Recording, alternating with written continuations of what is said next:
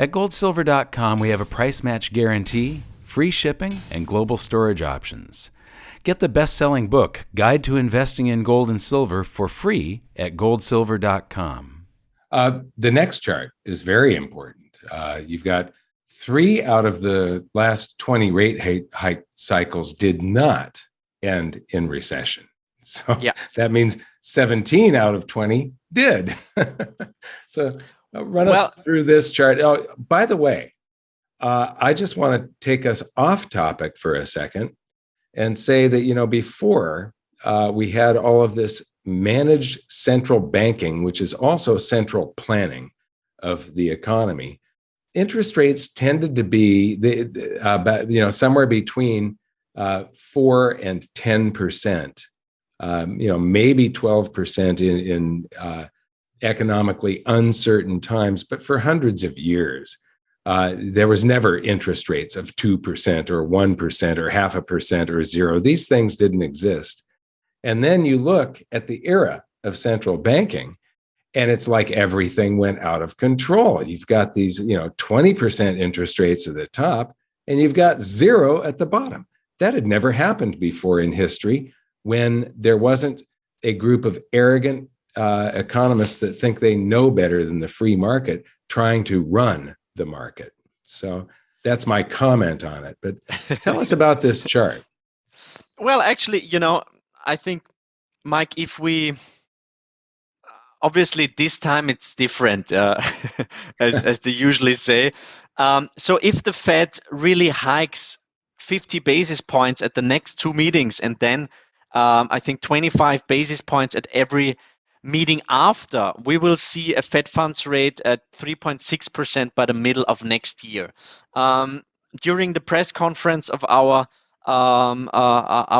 presentation of the In Gold We Trust report, I said that if we really end up at 3.6% next year, I will eat the socks or the shorts of my colleague Mark Walek, because I just don't see that. I mean, if we see that, then probably the S&P is down another 50%, bond markets are down big time, real estate is down big time, and we are in a big recession, if not a depression. So I think it's just naive to believe that this will happen without any major consequences. And if we have a look at the next chart, right, Mike, this shows their success rate at being able to taper and tighten.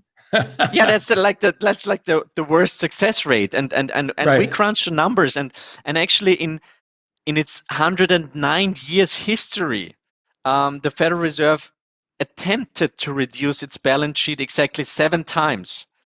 6 out of 7 times were followed by a recession, and I think it was Max Kaiser who said you can't taper a Ponzi scheme, and I think everybody who really believes that we will see aggressive quantitative tightening just doesn't have any understanding of the history and doesn't have understanding of markets. And it's not just, Mike, it's not just rate hikes plus quantitative tightening. It's also some sort of a fiscal drag. We saw a deficit of 3.2 trillion in 2020. In 2021, it was 2.8 trillion budget deficit in the US. And for this year, it will just be 1 trillion. So it's also seeing some reduction in government stimulus. And it's not as if the markets wouldn't already be very nervous. I mean, as I've said previously, bond and equity markets are down big time. I think we're already seeing in the housing markets lots of weakness. I mean, the lumber price is down very quietly, but it's down 50% from its March highs. The 30-year mortgage in the US, it's at 5.2%, which is doubling from its lows in 2021. So I think, this, and I almost forgot, the Federal Reserve is now talking about the reverse wealth effect. So actually by this demand destruction, by getting, asset markets down.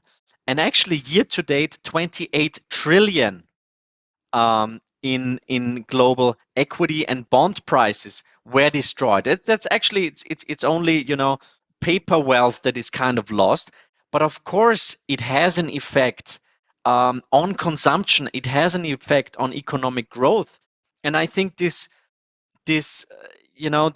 fairy tale about a soft landing. I don't know. Can you tell me any soft landing that the Federal Reserve actually planned and that really did work out well? It's like if I tell my kids, well, but you only get one little piece of chocolate and then that's it.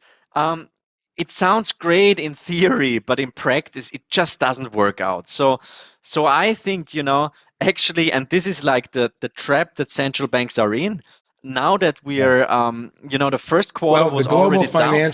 The global financial crisis was Alan Greenspan's soft landing for the real estate bubble. and he stepped out of it just before it happened, and Ben Bernanke was left to clean up the mess. But that was the global financial crisis of 08, 09. That was an engineered soft landing by the Fed. So. Yeah.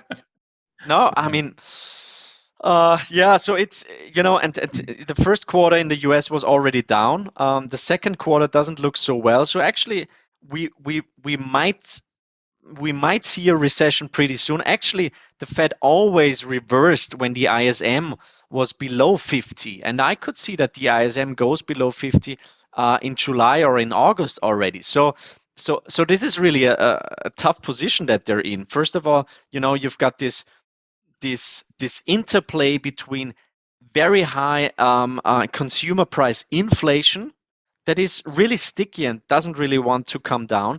And then you've got this massive asset price deflation. And I think, managing that is basically impossible, and something's got to give. And normally, we've got midterm elections coming up. I don't know what that I see is that it's humans trying to manage this. When if you allow the free market to work, the free market does this automatically. Yeah, there's going to be small booms and busts due to velocity, which is caused by the mood of the public, their fear or their greed. But all of the trillions of transactions and people just trying to strike a price on things, that balances all the different sectors of the economy, keeps us from going into these massive bubbles. And then, they see these people that are trying to manage something that they should just keep their hands off of.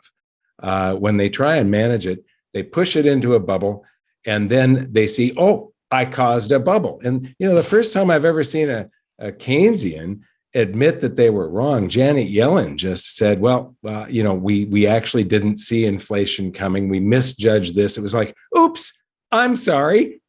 I ruined the global economy. So, okay. Yeah. Chart number 18. This is very interesting. So tell us about this. Well, it shows us, how aggressive central bank balance sheets were blown up or increased in comparison to GDP since 2007. And actually, it's really interesting, that the SNB, the Swiss National Bank, but also the Bank of Japan, have been very aggressive. Well, the Swiss National Bank, at least, I don't want to defend them, but they primarily bought equities. So which are going down. So that wasn't a very good move. So they thought, let's play hedge fund. But I think compared to when they buying Japanese bonds, I think that's still kind of the better investment. But we'll see. And when Japan, they buy things, they're creating currency to buy it with. And so this is an expansion of their balance sheet as compared to the as compared to the economy, the GDP. And so when they expand their balance sheet, the mirror image of that is how much currency they're creating. And what was interesting is back on chart number 14, you were showing that there hasn't been much inflation in Switzerland, and that the Swiss franc is doing quite well compared to the other currencies. But look at the expansion of their number one here when it comes to the amount of expansion compared to 2007. And China looks like the only one that was responsible. However, in China, their economy is just growing faster than their balance sheet. That's the reason that looks like it's shrinking, is because GDP has outpaced the expansion of their currency supply and the size of the central bank's balance sheet, right? Yeah. I mean, I always said if I was a central banker, which is a job that I probably will never get, I would do massive QE and just buy gold and perhaps some Bitcoin. I think that would be the best. Gold is their tier one asset. So yeah, and you know what is interesting, you know, for the Swiss National Bank, they try to fight off this massive inflow of capital with the Swiss franc basically going through the roof. If you chart the Swiss franc versus the euro, it's still doing very, very well. So, but still, you know, we could ask ourselves, where would the Swiss franc be without any intervention by the Swiss National Bank? Yeah, I think it would be by far the strongest fiat currency. But yeah, I think it's interesting as we show on this chart to really show, you know, this is in just 14 years, those balance sheets relative to GDP were increased so massively. And if you have a look at Japan, I think, as I've said, they're kind of the poster child. They're running now the 13th round of quantitative easing. Now they're doing very, very aggressive yield curve control. And the market doesn't really believe that they can defend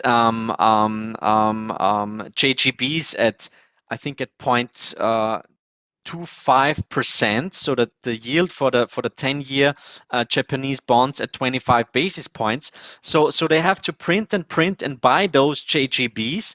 And of course, there has to be a release valve.